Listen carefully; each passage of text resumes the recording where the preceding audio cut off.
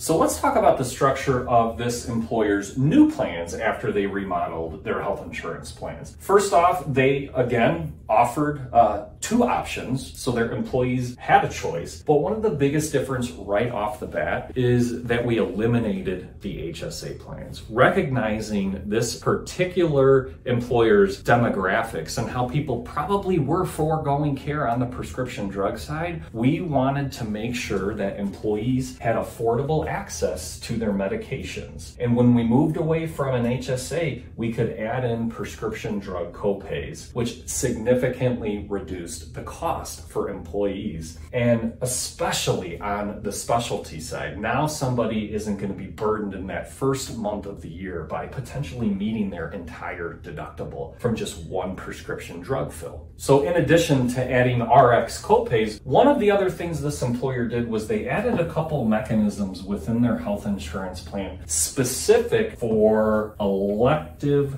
procedures. And that just means something that you can schedule in advance. That could be something like a knee surgery, colonoscopy, things like that. And what they did was they hired a pre-authorization company who had access to quality scores on providers. And now they have a mechanism within their health insurance plan that basically states that if you choose a provider that has a 90% or higher quality score, we will waive your copays altogether. You will pay nothing for those services, because we want people going to quality the first time, because that results in less claims down the road. And so they put this mechanism in place to allow people in both plans to have that cost share waived. And think about that for a second. Think about you're going in to get open heart surgery, and you find out that that heart surgeon has a quality score of 25%. And somebody calls you up from a pre-authorization company that you know now, and they tell you that they have a quality rating of 25%. Oh, but by the way, here's other doctors or providers within your area that can perform that same service, and they have a 95% quality rating. And if you choose that option,